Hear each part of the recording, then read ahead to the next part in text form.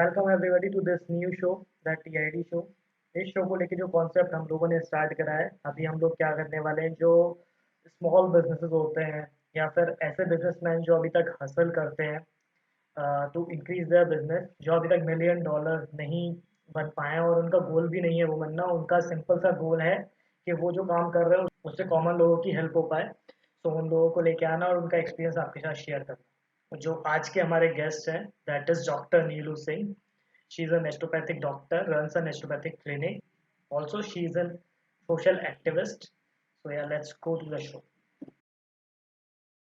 Welcome, ma'am, to the TID show. काफी अच्छा लगा हमें आपने आज ज्वाइन करा हमारे साथ।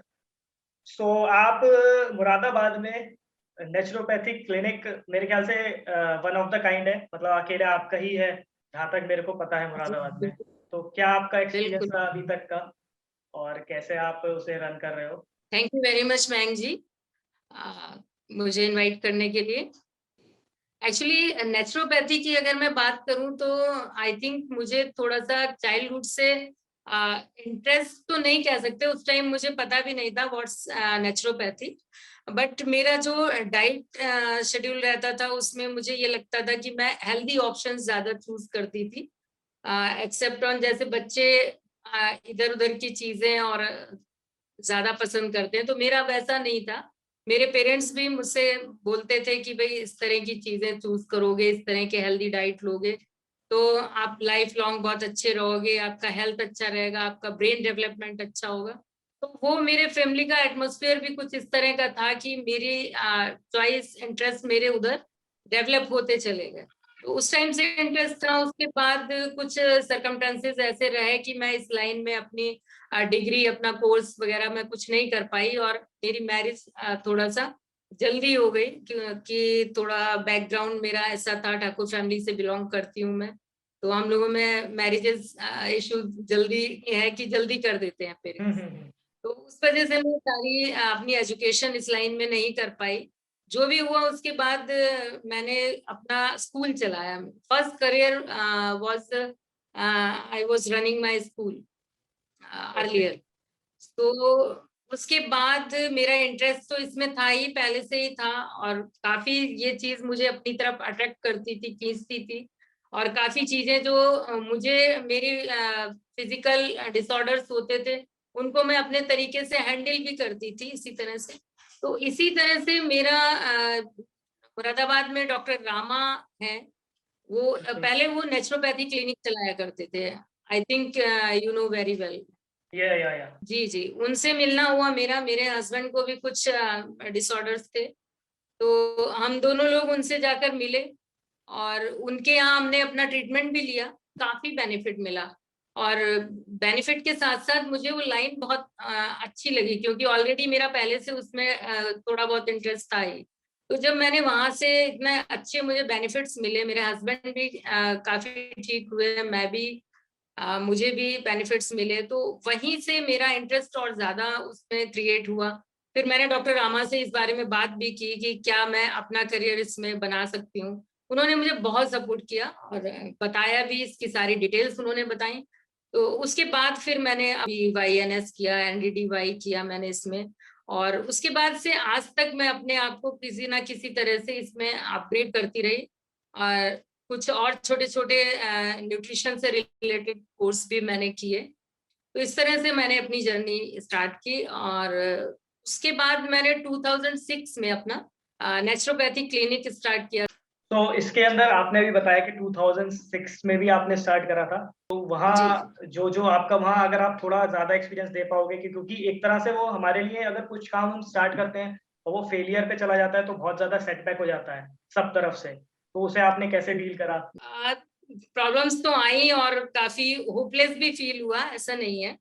बट मेरा थोड़ा-सा रहा है कि मैं स्ट्रॉन्ग रही हूँ इस मामले में और मैं अपने आप को बहुत जल्दी हैंडल भी कर लेती हूँ। काफ़ी प्रॉब्लम्स आई, कुछ फाइनेंशियल लॉस भी हुआ और कुछ ये भी था कि लोगों ने भी थोड़ा-सा निराश किया और फिर मुझे उसके बाद एक चीज़ और भी समझ में आई कि बेटर होगा कि मैं अपना एक ही करियर ऑप्शन लूँ तो फिर स्कूल को मैंने उस टाइम पे स्टॉप किया और now there is only one option. तो अब मैं इसमें अपना क्लिनिक ही चला रही हूँ फुल फ्लेज। स्कूल को मैंने डिस्क्लोज कर दिया है। जैसे अभी आपने बताया कि स्कूल को आपको बंद करना पड़ा। अभी क्या होता है कि जब 20-21 साल के जो लोग होते हैं, वो बहुत ज़्यादा अभी ईगर है कुछ भी स्टार्ट करने के लिए नया। मतलब उनका दिमाग ये नहीं जा रहा मेरे को जॉब करनी है। अभी वो ये सोच रहा है, आज का 20-21 साल का लड़का या लड़की ये सोच रहा है कि नहीं मेरे को कुछ नया करना है। तो उसके लिए क्या एडवाइस जी, रहेगी? जो आपकी फेलियर स्टोरी थी उससे आप क्या एडवाइस देना चाहोगे उन लोगों को? देखिए उसके लिए मैं यूथ जनरेशन से या जो भी कभी एक बार अपनी लाइफ में फेलियर हो भी जाते हैं, तो मैं उन लोगों से यही कहना चाहूंगी कि पहली चीज उससे हमें डिस्करेज नहीं होना है, होपलेस नहीं होना है। फेलियर से ही हम सक्सेस की तरफ बढ़ते हैं। अगर हम कभी फेलियर ही नहीं होंगे तो आई थिंक मुझे नहीं लगता कि सक्सेस भी मिलेगी कभी। लाइफ बहुत लंबी है अभी। हाँ जी, बिल्कुल। लाइफ बहुत लंबी है तो हमें इससे सबक लेना चाहिए। हमें कुछ इससे फेलियर से भी सीखना चाहिए। जैसे मैंने भी सीखा फेलियर से। मैंने जो इससे सीखा वो ये था कि भई हमें एक्चुअली 2-2 फील्ड को एक साथ नहीं चूज़ करना चाहिए। अगर हम एक फील्ड मेरे साथ थोड़ा-सा ये रहा कि मुझे एक्साइटमेंट बहुत ज़्यादा था, नेचुरोपैथी लाइन को पकड़ने का एक्साइटमेंट बहुत ज़्यादा था। तो उस वज़ह से हुआ क्या कि स्कूल चलाते हुए भी मुझे लगा कि कोई नहीं मैं मैनेज कर लूँगी और मैं अपना दूसरा भी क्लिनिक भी स्टार्ट कर देती हूँ। बट हुआ उसमें क्या कि मैं सपोज़ मेरी फैमिली में कोई ऐसा पर्सन नहीं था कि हम लोग मिलकर काम करते तो आई थिंक वो थोड़ा-सा ईज़ी हो जाता। बट मुझे अकेले ही सारी चीज़ें हैंडल करनी होती थी तो ना तो मैं स्कूल पे पूरा कंसंट्रेट कर पाई और ना क्लिनिक पे। तो एक प्रॉब्लम इस वज़ह से भी आई तो मैंने इससे जो सीखा और मैं और जितने भी जो भी व्यूअर्स होंगे, जो सुन रहे होंगे मुझे, आपके माध्यम से मैं यही बताना चाहूँगी कि एक फ़ील्ड को चूज़ करें और टारगेट फिक्स करें अपना, जो भी है और उसके बाद उस लाइन पे पूरा अपना पूरी मेहनत, पूरा हार्ड वर्क उसमें लगाएँ और जो भी आपका फाइनेंशियल स्टेटस है उसके अकॉर्डिंग आप उसे ही मैनेज करें। तो आई थिंक हम ज़्यादा अच्छा कर पाएँगे। और दूसरा ये है कि कई बार ऐसा होता है कि कुछ चीज़ें ऐसी होती हैं समाज में कुछ लोग ऐसे होते हैं जो कई बार हमें डिस्करेज कर देते हैं कि नहीं भई नेचुरोपैथी को कौन जानता है और ऐसी भी कोई पैथी होती है कि इससे भी कोई ठीक हो जाएगा, कोई डाइट लेने से तो इस तरह के लोग भी होते हैं, हमें उन पे ध्यान नहीं देना चाहिए। हमें खुद पे भरोसा होना चाहिए पूरा, खुद पर हमें फेथ होना चाहिए, अपनी हार्ड वर्क पे हमें ट्रस्ट होना चाहिए। तो इस तरह से हम ज़रूर सक्सेस मिलेगी हमें, नो डाउट। अच्छा, इसके अंदर एक चीज़ और निकल के आती है जो सिंपल कर सकता हूँ मैं यूथ के लिए कि उन्हें मल्टीपल जी। चीज़ों में जाना होता है। तो वो मल्टीपल चीज़ों में जा सकते हैं लेकिन वन एट अ टाइम जाएँ तो ज़्यादा अच्छा रहेगा। हाँ, बिल्कुल नहीं मल्टीपल चीज़ों में अगर उन्हें जाना भी है देन पहले तो एक ही चीज़ पे जाएँ। बिल्कुल। पहले पूरा कंसंट्रेट करें जब वो फुली एस्टेब्लिश्ड हो जाए then they can go other field also. आपने एक एक बात और अभी जी, बोली थी जो कि सोसाइटी के जो ताने होते हैं उनकी बातें सुन के लोग बहुत ज़्यादा डिस्करेज हो जाते हैं। तो मैं अभी कल ही एक इंटरव्यू देख जी, रहा था जिसके अंदर एक बात निकल के आई थी तो वो जो स्पीकर था उसने ऐसा बोला कि हम लोग कैसे प्रिपेयर कर सकते हैं क्योंकि जब जो 20-21 ईयर के जो लोग हैं अभी वो पूरे 21 साल उन्हें जी। यही सिखाया गया है कि आप अच्छे नंबर लाइए।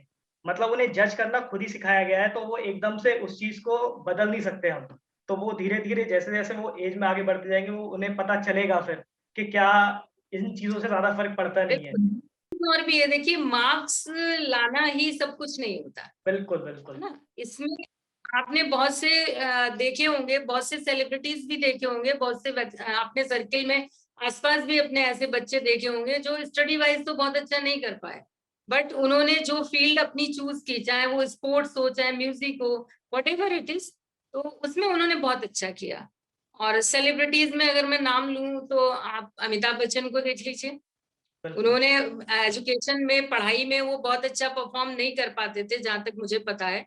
लेकिन उसके बाद देखिए आज वो महानायक बने हुए हैं। तो मैं तो पेरेंट्स को भी यही सजेस्ट करना चाहूँगी कि इस तरह का कोई भी बर्डन, कोई भी चीज़ आप बच्चों पे फ़ोर्स ना करें। अगर उनका interest suppose except on studies, except on education कहीं भी उनका इंटरेस्ट जा रहा है, आपको लगता है वो उस लाइन में अच्छा कर सकते हैं, तो आपको सपोर्ट करना चाहिए, कोऑपरेट करना चाहिए। अच्छा, आपके पास जो अभी लोग आते हैं, ऑब्वियसली आपने बताया कि नेचुरोपैथी लोगों को नहीं लगता कि इससे ऐसे मोस्टली लोगों को नहीं लगता है कि इससे एकदम से कोई ठीक हो सकता है। हाँ जी, बिल्कुल। देखिए, लोगों को मैं इस तरह से ही कन्विंस करती हूँ, उनको यही मेरा जो एम होता है, उनको पहले अवेयर करना होता है कि और उनको जानकारी देना होता है कि नेचुरोपैथी कैसे वर्क करती है। तो इसमें बताने का यही है कि भई जब तक आप नेचर से रिलेट रहे, आप पहले पुराने टाइम के लोगों को देख लें, जब तक हम नेचर से बहुत ज़्यादा नज़दीक रहे, क्लोज़ रहे, तब तक हम बीमारियों से भी दूर रहे और स्वस्थ रहें। जैसे ही हम नेचर से जितना ज़्यादा दूर होते चले गए, उतना ज़्यादा हम बीमार होते चले गए, उतनी ज़्यादा बीमारियाँ भी बढ़ती चली गईं। और इसमें एक एग्ज़ाम्पल बहुत अच्छा मैं देना चाहूँगी और इससे मुझे लगता है बहुत सारे लोगों को बेनिफिट मिलेगा। आप एनिमल्स को देखिए, गॉड ने जो हमें बनाया है, चाहे एनिमल्स हैं और चाहे ह्यूमन बीइंग्स हैं, हम लोगों का मैकेनिज्म जो है, बॉडी मैकेनिज्म सेम है, कोई डिफरेंट नहीं है। एनिमल्स को आप देखिए, कोई बीमारियां नहीं होती। I am not saying about pet animal, जो जंगली जानवर है, मैं उनकी बात कर रही हूँ। बिल्कुल, बिल्कुल। पेट है, उनको तो हमने जस्ट लाइक ह्यूमन बीइंग, उन्हें भी हमने बीमार भी कर दिया, उनको मेडिसिन भी देते हैं, सब कुछ करते हैं। तो आप जहाँ तक वाइल्ड एनिमल्स के आप देखिए, कोई मेडिसिन नहीं लेते, कोई उन्हें डायबिटीज नहीं होती, कोई उन्हें हार्ट अटैक नहीं होता और ना वो किसी डॉक्टर के पास जाते हैं, ना मेडिसिन लेते हैं। वो अपने आप डाइट से उन्हें उस पर्टिकुलर टाइम पे क्या खाना है और क्या छोड़ देना है, उससे वो अपने आप को ठीक कर लेते हैं। आप डॉग को देखिए, जब भी कभी उसको स्टमक अपसेट होता है या स्टमक प्रॉब्लम होती है, whatever any other problem also, तो वो जाते हैं और घास खाना स्टार्ट कर देते हैं। घास खाते हैं, वॉमिट करते हैं और वो ठीक हो जाते हैं। इवन शेर की बात भी अगर हम करें, तो शेर भी जब बीमार होता है तो घास खाता है। यू कांट इमेजिन, बट शेर भी घास खाता है और वो ठीक हो जाता है। सेम यही मैकेनिज्म हमारी बॉडी का भी है। अगर हम अपनी बॉडी के साथ कोई छेड़छाड़ नहीं करते, अभी हमने क्या किया, ढेर सारे केमिकल्स, ढेर सारी दवाइयां खा खा के अपनी बॉडी के सिस्टम को फेल कर दिया है। जो मैकेनिज्म बॉडी का सेल्फ हीलिंग का है, इनफैक्ट बॉडी में हमारी self healing mechanism already inbuilt है। अगर हम उसमें कोई छेड़छाड़ नहीं करें, तो हम कभी बीमार नहीं पड़ेंगे और अगर पड़ेंगे तो हम अपने आप ही बॉडी खुद उसको हील कर ले। तो मैं लोगों को यही समझाती हूँ, मेरे पास जो पेशेंट आते हैं, मैं उन्हें यही समझाती हूँ कि आप एग्जाम्पल देखिए, आपको एग्जाम्पल ऐसे बहुत से मिल जाएंगे। तो मेरे पास फिर वही आते हैं जो कन्विंस हो जाते हैं इन बातों से, और मोस्टली कन्विंस हो ही जाते हैं। और जब उनको 1-2 महीना भी अगर उन्होंने मुझे ज्वाइन कर लिया, तो डेफिनेटली इतने अच्छे रिजल्ट्स मिलते हैं कि फिर वो उसको कंटिन्यू रखते हैं, छोड़ते नहीं। बिल्कुल, बिल्कुल। बाकी लोग साइड इफ़ेक्ट होने के बाद आते हैं। हाँ, तो मोस्टली इंग्लिश इंग्लिश नेचुरोपैथी में। हाँ, जी, जी, आप बिल्कुल बिल्कुल सही कह रहे हैं। नेचुरोपैथी में मेन प्रॉब्लम ही यही है कि या तो जो अवेयर हैं नेचुरोपैथी के बारे में, जिनको मालूम है, एजुकेट हैं, वो आते हैं, या फिर वो आते हैं जो हर जगह से फेलियर हो चुके होते हैं। हुँ, बिल्कुल, जब बिल्कुल। कहीं उन्हें कहीं से कोई रिलीफ नहीं मिलता और बिल्कुल मतलब डाउन पोज़ीशन हो जाती है, एट द लास्ट मोमेंट वो हमारे पास आते हैं। तो ये ड्रॉबैक भी नेचुरोपैथी का है और हम लोगों को ये प्रॉब्लम्स भी फेस करनी पड़ती हैं। ओके। अभी इसके अंदर मतलब हमारी नेचुरोपैथी में भी काफ़ी दवाइयाँ होती होंगी। नहीं, नहीं, मैम जी, मैं इसमें बताना चाहूँगी, एक्चुअली नेचुरोपैथी में कोई दवाइयाँ नहीं होती। Okay. Any type of medicine naturopathy में नहीं होती। हाँ, आयुर्वेद की बात अगर हम करें, तो उसमें कुछ मेडिसिन्स होती हैं। बट नेचुरोपैथी में क्या होता है, वी ट्रीट विथ 5 एलिमेंट्स।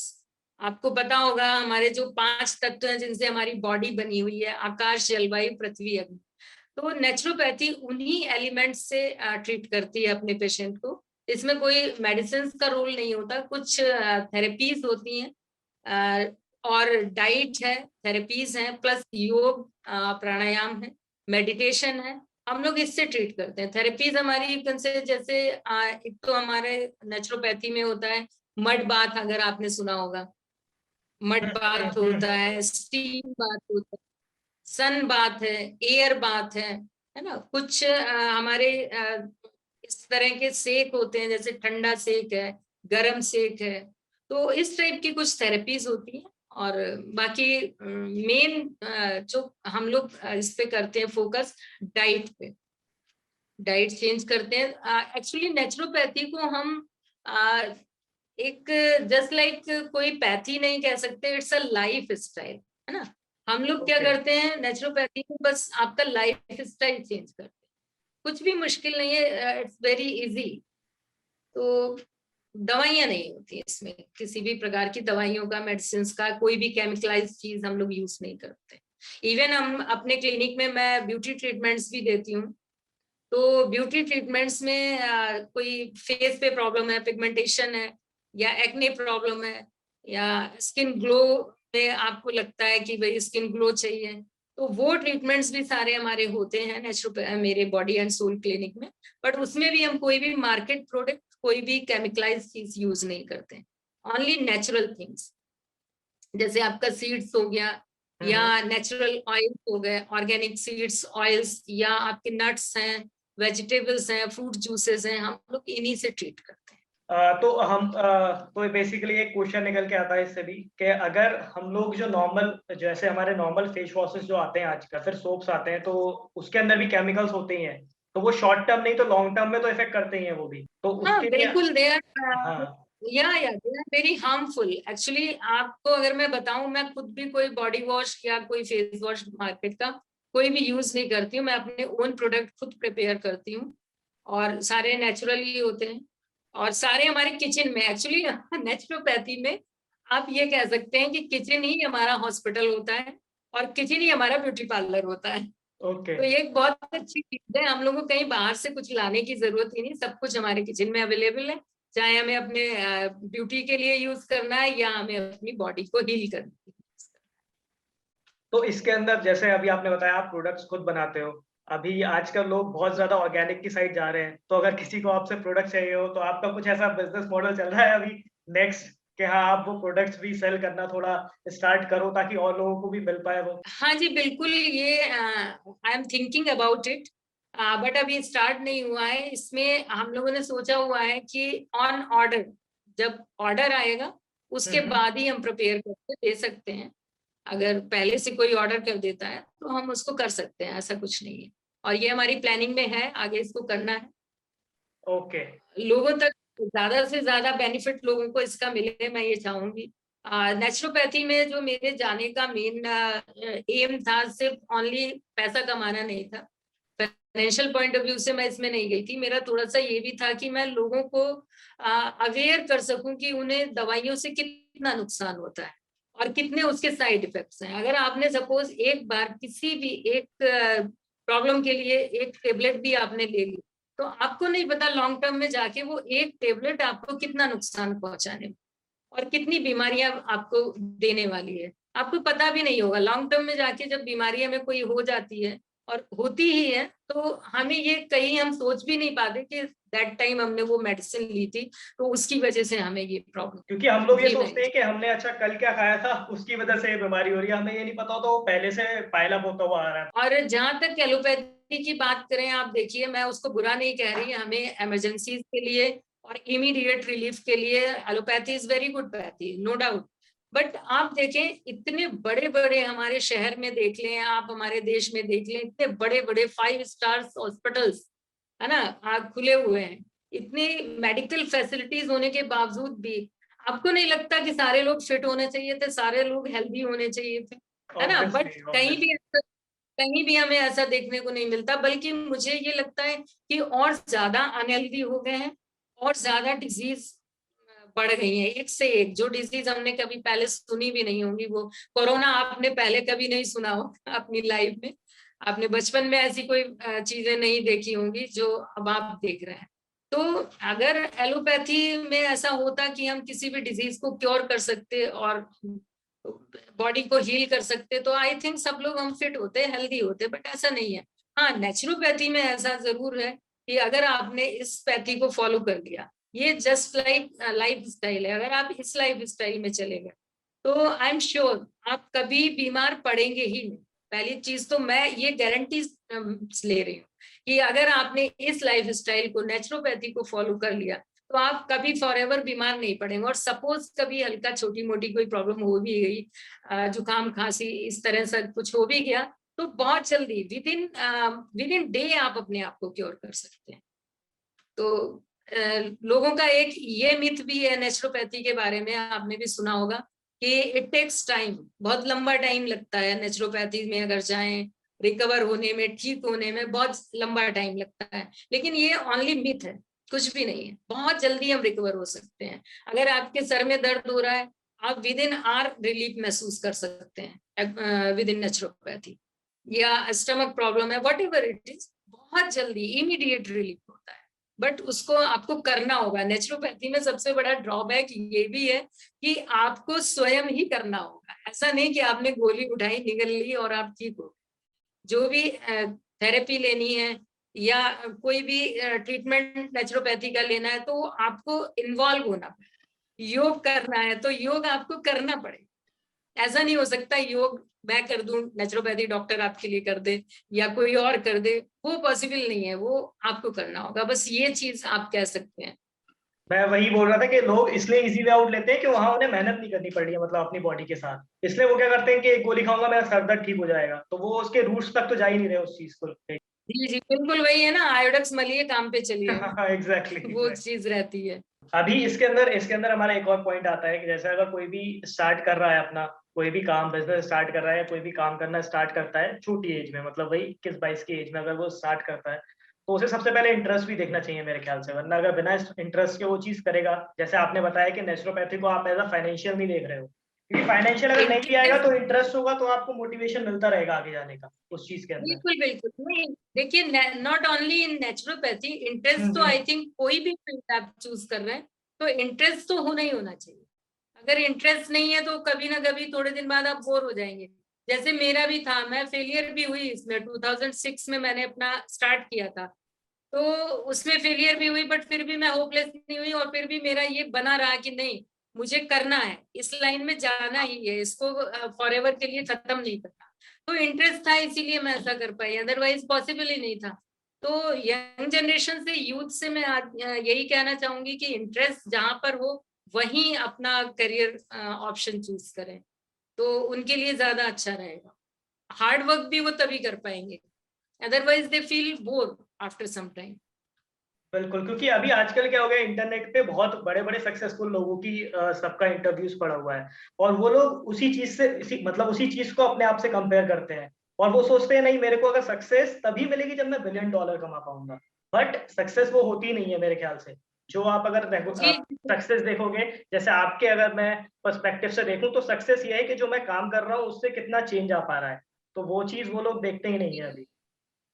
और कितने लोग को फायदा हो रहा है, कितने लोगों की लाइफ हम सेव कर पा रहे हैं, एग्जैक्टली। तो जब तक हम दूसरे लोगों को लाभ नहीं पहुंचाएंगे, हमारा अपना सक्सेस, हम मनी तो गेन कर लें बट एनी हाउ किसी भी तरह से गलत तरीके से या कैसे भी, तो वो I think it's not good. Actually success means ये है कि आप अपने इंटरेस्ट का काम और कंटिन्यू रख पा रहे हैं, उसको कर रहे हैं, तो इट्स ओके आई थिंक। हाँ ऐसा नहीं है, बिल्कुल। पैसा तो हम कमा ही लेते हैं, बट अगर हम सोसाइटी के लिए कुछ कर पाए तो आई थिंक ये चीज भी यूथ को आजकल के हमारे सोचनी चाहिए कि सोसाइटी के लिए वो कितना डिवोट हो सकते हैं। और होना ही चाहिए। आजकल यूथ का वैसे मेन तो यही है कि वो बहुत जल्दी, एक तो पैसा कमाना ज्यादा चाहते हैं, वो तो चाहते ही हैं, बट बहुत जल्दी भी चाहते हैं। हाँ तो वो एग्जैक्टली। जी वो जी, क्या हो रहा है और ना, वो उसमें एक कंटेंट ही ऐसे है आजकल पड़ा हुआ कि इंटरनेट पे कि मैंने 27 साल की उम्र में $1 बिलियन कमा लिए, मैंने 26 साल की उम्र हम में जी कमा लिया, तो वो रेस में लगे पड़े हैं। जैसे वो लास्ट लास्ट वाली अगर आप 10 साल पहले देखोगे तो वो जनरेशन में जॉब के पीछे लोग रेस में लगे थे। अभी आप ये जल्दी पैसे कमाने की रेस में लगे हुए हो करंटली। अच्छा, अब हम लास्ट सेगमेंट पे आ जाते हैं अपने, तो क्या एक्सपीरियंस रहा आपका एग्जैक्टली डिजिटल मार्केटिंग को लेकर? इसमें डिजिटल मार्केटिंग की जहां तक मैं बात करूंगी, मेरा एक्सपीरियंस तो बहुत अच्छा रहा। और आई थिंक प्लेटफॉर्म बहुत अच्छा है। अगर आप सोशल मीडिया की बात करें तो इसमें आप बहुत जल्दी बहुत सारे लोगों तक अप्रोच कर सकते हैं। जो पहला बेनिफिट इसका है वो तो मुझे यही लगता है कि बहुत जल्दी बहुत ज्यादा लोगों तक आप अपनी बात को पहुंचा सकते हैं।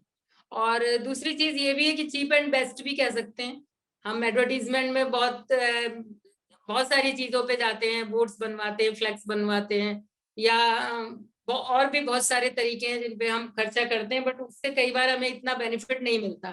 इनफैक्ट मैं जहां तक अपनी बात करूं, मैंने बड़े बड़े होर्डिंग्स भी बनवाए थे before starting my clinic. Inauguration से पहले मैंने कुछ I think near about 1 week पहले मैंने काफी होर्डिंग्स वगैरह लगवा दिए, बोर्ड्स बनवा दिए, और पता चला मेरा इनॉग्रेशन भी नहीं हो पाया और होर्डिंग्स का, बोर्ड्स का कहीं अता पता ही नहीं था। तो इस तरह से अगर देखें तो काफी डिजिटल मार्केटिंग बहुत अच्छा है, और मेरा एक्सपीरियंस भी बहुत अच्छा रहा। काफी लोगों ने जाना इसके बाद, जो कि जहां तक मैं अप्रोच नहीं कर पाई थी, कुछ मेरे पास कॉल्स भी आई, कुछ पेशेंट भी मेरे पास आए। तो मेरे हिसाब से तो मुझे बहुत अच्छा लगा, और आई थिंक सब लोगों को इस तरफ जाना चाहिए। इस तरीके से आप कम पैसे में और बहुत ज्यादा अच्छा एडवर्टीजमेंट, बहुत ज्यादा लोगों तक अपनी अप्रोच बना पाए। अभी आपने यूट्यूब चैनल भी स्टार्ट कर दिया है, जो कि हाँ जी। बहुत ज्यादा इम्पोर्टेंट है आजकल। आज बिजनेस के लिए सबसे ज्यादा इम्पोर्टेंट यूट्यूब चैनल है, अगर आप सही से देखो तो उस चीज को लेके। तो जी वहाँ जी का आपका बिल्कुल। क्या प्लान है कि मतलब वीकली आप डालने वाले हो वीडियो, या आप डेली डालने वाले हो? अभी ऐसा कुछ मैंने सोचा नहीं वीकली, या मुझे अभी तो स्टार्टिंग, जस्ट मैंने स्टार्टिंग की है, तो मुझे लगता है जब भी पॉसिबल होगा मैं वीडियो जब भी बना पाऊंगी तभी मैं डाल दूंगी उसको। फिलहाल प्लानिंग में है, लेकिन हाँ, इसको कोशिश करूंगी कि मैं जल्दी जल्दी डाल पाऊँ, जल्दी बन सके वीडियो, जल्दी ज्यादा से ज्यादा इंफॉर्मेशन ज्यादा से ज्यादा लोगों तक पहुंचे। और स्पेशली मैंने अभी जो वीडियोस बनाए हैं वो आजकल के टाइम पीरियड के अकॉर्डिंग ही बनाए हैं। कोरोना टाइम में लोग परेशान हैं और इम्यूनिटी उनकी वीक हो रही है, ऑक्सीजन के लिए परेशान हो रहे हैं। तो आपने देखा होगा मैंने मोस्टली वीडियोस इसी पॉइंट ऑफ व्यू से बनाए हैं कि इस लाइन में, इस टाइम में लोगों को वो ज्यादा उनसे लाभ मिल सके और वो अपनी हेल्थ में इम्प्रूव कर सके। तो बाकी सारे प्लेटफॉर्म पे भी मैं अवेलेबल हूँ, अगर मेरे व्यूअर्स या जो भी सोसाइटी के लोग जानना चाहें। यूट्यूब चैनल पे भी हूँ, बॉडी एंड सोल क्लिनिक के नाम से, और इंस्टा पे भी हूँ मैं, और आपके फेसबुक पेज भी बना हुआ है, व्हाट्सएप पे आप कांटेक्ट कर सकते हैं। तो अभी नेचुरोपैथी में जो भी नया स्टार्ट करने वाला है, तो उसके लिए क्या एडवाइस देना चाहोगे आप? अगर करियर स्टार्ट करने वाला है, किसी भी एज का हो, तो आप ये क्या एडवाइस देना चाहोगे उनको? जी जी, ये आपने बहुत अच्छा क्वेश्चन लिया है, एक्चुअली बहुत ज्यादा जरूरत भी है इसकी। अगर इस लाइन में कोई भी अपना करियर ऑप्शन चूज करते हैं, तो इसमें सबसे पहली बात जो मैं बताना चाहूंगी वो ये है कि जो बहुत ज्यादा पेशेंस फुल लोग हो ना, पेशेंस जिनमें बहुत ज्यादा हो, जिनमें पेशेंस की कमी है, वो बिल्कुल चूज ना करें। उनको ये बताना चाहूंगी, इसमें पेशेंस की बहुत ज्यादा जरूरत होती है। पेशेंस इन द सेंस कि एक तो लोग अवेयर नहीं है, नेचुरोपैथी क्या है उतना जानते ही नहीं है। तो सबसे पहला काम आपको ये करना पड़ेगा कि आप उसके बारे में अवेयरनेस प्रोग्राम्स चलाएं, अवेयरनेस स्प्रेड करें। तो इस मायने में आपको पेशेंस की जरूरत होगी। डेफिनेटली बहुत अच्छे रिजल्ट्स मिलेंगे आगे जाके, टाइम लगेगा, it will take some time. Actually अगर आप सोच ऐसी हो कि भाई स्टार्ट करें और आप मनी मिंटिंग स्टार्ट हो जाए, नोट छापने लगे, तो एलोपैथी की तरह फिलहाल इसमें ऐसा नहीं है, क्योंकि इसमें ना तो हमारे बहुत ज्यादा हमें इन्वेस्टिगेशन की जरूरत होती है कि वहां से हमारे लिफाफे चले आएंगे, और इस तरह की कोई चीजें होती नहीं है, तो पेशेंस बहुत ज्यादा चाहिए। और दूसरी चीज ये भी है कि इसमें हमें अपने आप को अप टू डेट करते रहना चाहिए। ये नहीं है कि हमने कभी डिग्री ले ली होगी पुराने टाइम में, या जब भी ली जितने टाइम पहले भी, और उसके बाद हम उसी पे चले जा रहे हैं। बहुत सारी नई टेक्निक्स, बहुत सारी नई चीजें भी ऐड ऑन होती जा रही हैं, तो हमें इसमें अप टू डेट भी रहना होगा। और तीसरी चीज जो मैं बताना चाहूंगी न्यू कमर्स को जो इस लाइन में आना चाहते हैं, कि एक नेचुरोपैथी के बारे में लोगों की एक इमेज बनी हुई है कि हाँ कोई हॉस्पिटल होगा, ऐसे इक्विपमेंट्स होंगे, और मतलब बहुत अच्छा, मॉडर्नाइज नहीं कह सकते, लुक वाइज बहुत अच्छा नहीं मिलता। जो पुरानी क्लिनिक अगर आप देखें नेचुरोपैथी के, अगर कभी आप गए हो या जाना हो आप देखिएगा, तो बहुत पुराना स्ट्रक्चर होता है उनका, पुराने टाइप के बने होते हैं, और वही वो सब पुरानी मशीनें होती हैं। मतलब वहां पे आपको थोड़ा सा ये फील नहीं होगा कि हाँ कोई हम बहुत अच्छी जगह आ गए। तो वो चीज मैं बताना चाहूंगी कि आप एक मॉडर्न वे में अपना क्लिनिक स्टार्ट करें, और सारी मॉडर्नाइज चीजें आप वहां पर करें, खुद को भी अप टू डेट रखें। और थोड़ा सा पर्सनैलिटी वाइज भी मैं कहना चाहूंगी कि एक आइडियल पर्सनैलिटी आपकी होनी चाहिए। आइडियल पर्सनैलिटी मीन्स ऐसा नहीं कि बहुत हैंडसम, स्मार्ट, ब्यूटीफुल, ऐसा नहीं है, बट एक आपकी पर्सनैलिटी देख के पेशेंट कोई भी आपके पास आता है, सपोज कोई भी आपसे कांटेक्ट करता है, तो उसको लगना चाहिए कि हाँ आप इस लाइन से जुड़े हुए हैं और ये रिफ्लेक्ट करता है ना। आपकी पैथी, आपका काम, आपकी पर्सनैलिटी से रिफ्लेक्शन होना चाहिए। तो ये सारी चीजें मैं बताना चाहती हूँ। ऑप्शन बहुत हैं अगर आप नेचुरोपैथी चूज करते हैं तो। बस एक बार अगर अवेयरनेस के लिए काम कर लिया जाए ना इस पैथी में, तो आई थिंक बहुत अच्छे ऑप्शन है। और इसमें और सारी चीजें भी जुड़ी हुई हैं, इससे को रिलेटेड बिजनेस भी आप कर सकते हैं, जो मेरे अपने माइंड में भी हैं। बहुत सारी चीजें को रिलेटेड भी हैं जो हम कर सकते हैं, बट पहले इनिशियली छोटे स्टेज पे हमें करना चाहिए। जब हम आगे उसमें रन करने लगे तब हमें और भी चीजें हम उसमें एड ऑन करते जा सकते हैं। बहुत सारे ऑप्शन है, जैसे नेचुरोपैथी फूड का ऑप्शन है। आप अभी लोग जो है पिज्जा बर्गर खाने ही जाते हैं, है ना। तो अभी हमारे पास इस टाइप के ऑप्शन भी है कि आप उन्हें हेल्दी फूड प्रोवाइड कराएं।